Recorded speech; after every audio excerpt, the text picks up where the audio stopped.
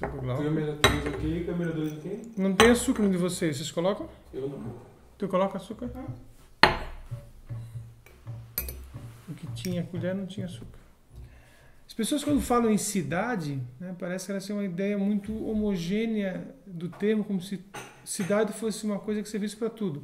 Cidade serve para designar Florianópolis, mas também serve para designar Paris, ou Pailhoça, ou Xique-Xique na Bahia. Então, não existe um tipo de cidade, existem cidades, né? E por que existem boas cidades e cidades que parecem não ser tão boas, assim, do ponto de vista do seu uso, não apenas da beleza ou das suas amenidades, como praias, etc., né? Porque as cidades se desenvolvem de maneiras diferentes, com mais ou com menos atuação da administração pública, do setor público, né, do Estado. A cidade brasileira, em geral, ela tem se desenvolvido de uma maneira não muito boa, né?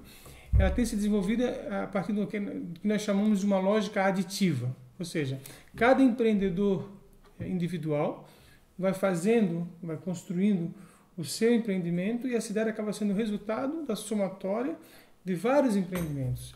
E o Estado articula muito pouco esses empreendimentos, ele direciona muito pouco onde a gente deve construir, onde não deve construir. E o pior, essas atividades individuais, privadas, acabam seguindo a lógica do mercado, né? E o mercado acaba dizendo o seguinte: vamos construir onde é mais rentável. Então, os empreendedores buscam cada vez mais terrenos mais baratos, que não estão necessariamente próximos ao centro das cidades, e as cidades vão se espalhando pelo território. É o que a gente chama de espraiamento, né? Ou então de cidade dispersa. E por que a cidade dispersa é ruim? Por vários motivos.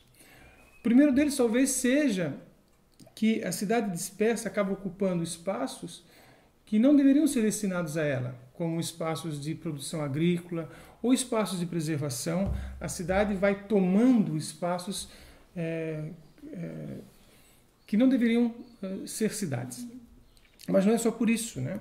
A cidade que resulta dessa dispersão é uma cidade cara. Por que ela é cara? Porque ela precisa de infraestrutura por todo esse território, né? De infraestrutura de água, de esgoto, de iluminação, de energia, de mobilidade, de asfaltos, etc. Então faz com que você tenha uma baixa densidade, um alto custo, que vai influenciar diretamente também na mobilidade, porque uma cidade dispersa, né, ela vai causar o quê? Uma baixa densidade. As linhas de ônibus não vão ser tão rentáveis assim, porque tem menos pessoas buscando esses ônibus. Aí as empresas que atuam a partir da lógica do mercado vão colocar menos ônibus. As pessoas então precisam se deslocar, vão buscar se deslocar como? De carro, de moto. Então cria problema de mobilidade. A meu ver, nós precisamos de políticas públicas dentro do Brasil, mas no caso específico, como eu pretendo atuar na Assembleia Legislativa, dentro do Estado de Santa Catarina, de políticas públicas em que o Estado direcione mais o tipo de cidade que nós temos que construir, o conjunto das cidades, evitando, por exemplo, que os chamados perímetros urbanos, né, que é uma lei municipal, mas que pode haver uma orientação estadual, que os perímetros urbanos não sejam tão extensos como hoje são, para que as cidades possam construir mais dentro delas mesmas, dentro dos vazios urbanos, né, que elas se tornem cidades melhores. E dentro desses espaços urbanos mais densos, o Estado precisa criar espaços de convivência, né, espaços públicos, para que as pessoas possam usar verdadeiramente a cidade como lugar de sociabilidade. Porque hoje, do jeito que está a cidade, uma cidade dispersa, descontínua, as pessoas passam mais tempo se deslocando na cidade do que vivendo a cidade. Então, nós precisamos mudar a forma como nós construímos as cidades.